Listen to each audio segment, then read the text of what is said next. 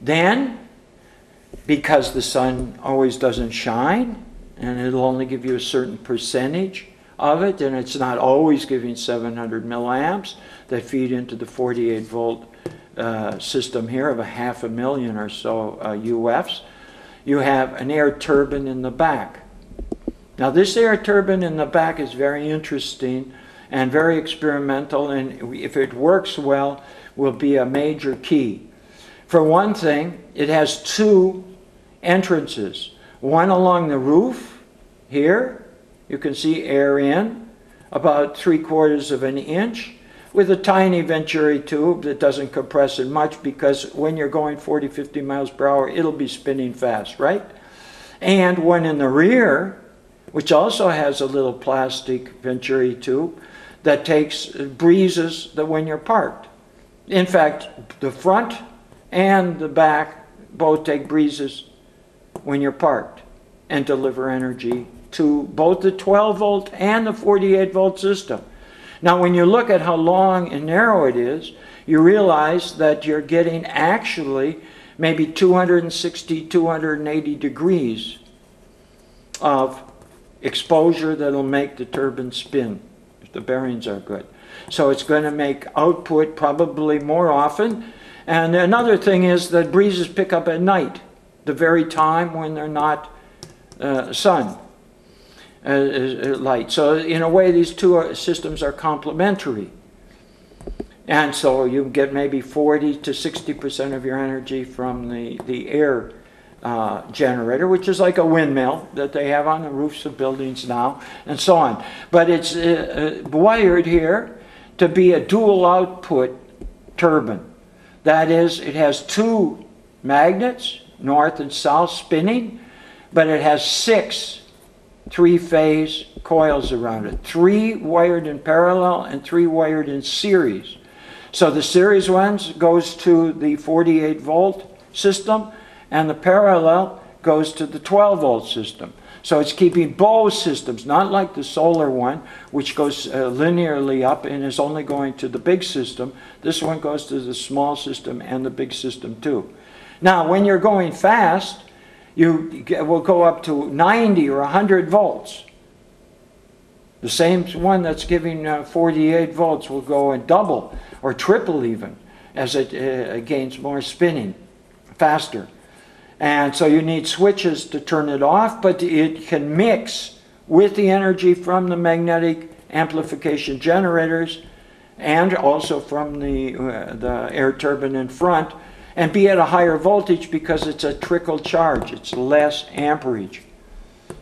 Well, the front is 4 amps, and each unit is putting out 8 amps, so you got 32 amps coming out of the magnetic amplification system. You only have an amp or two here. So an amp or two at 90 volts will compensate for a lower voltage of, say, these as it accelerates or something might be, or your dial might be at 42, 46, and this will push it up to 48 or 49 and give you, more latitude and range. So finally, I just want to show the composite of the system from the driver's point of view. Because unless you can drive this with some degree of utility, it's a nice picture, it's got nice energy devices, but there's this one device that I haven't described yet that gives input, and that's the steering wheel magnet shaker.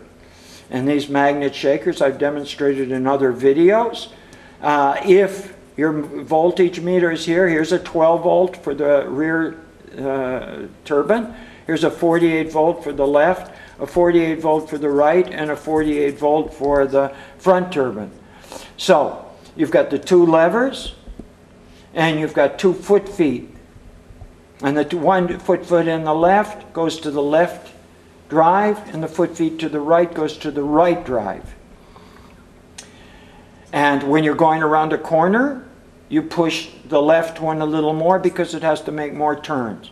When you go to a left turn, you push the right one a little more. This is like a small airplane where they have the rear tail flap, and when you're turning left or right, you make more opposition to the air, and it makes you turn in the opposite direction.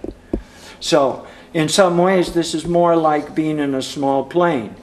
But the foot feet are, if you're at cruising speed, you have a marker here across the two of them that can move down, that serves as an automatic system for releasing your feet from pressure, where you can like take your feet off and you'll go like automatic pilot at a certain given speed. And you can push it up and take over manual control, again, quite easily.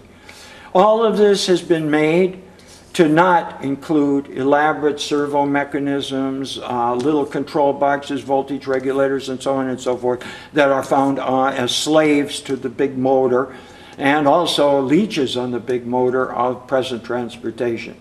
Now, it may be that as more units are built and perfected, the output might become greater, the efficiency of the magnetic drives in the rear wheels might become more, and there would be more and more surplus of energy. And at that time, since chips are getting so small for video cameras, among other things, right, and e-phones and so on,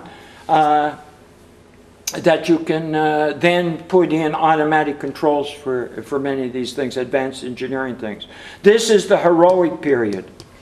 This is the period of the first builders who will be athletic, who will be adventuresome, and also rebellious. They'll have to fight authority a good deal, probably, both on the road and in the municipalities in organized form, and in the law courts and so on and so forth. Because having a light 650-pound, 3-passenger Femmobile 2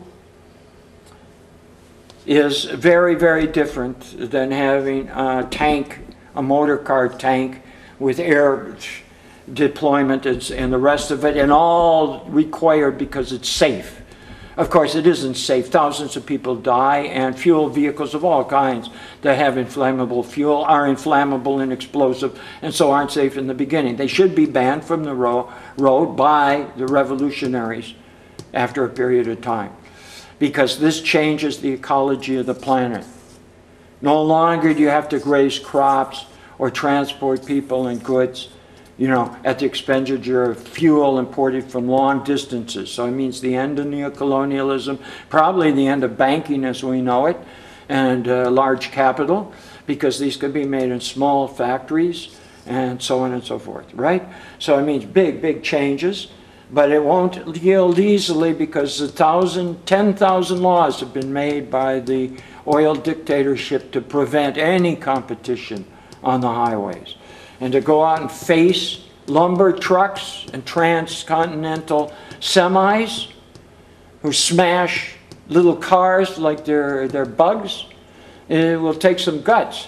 You see what I mean? And there may be legislation to make separate lanes, especially in countries like China, Indonesia, and so on, that have a great deal of dolmushes and rickshaws and so on and so forth, three-wheel traffic and two-wheel traffic, right? And besides pedestrians.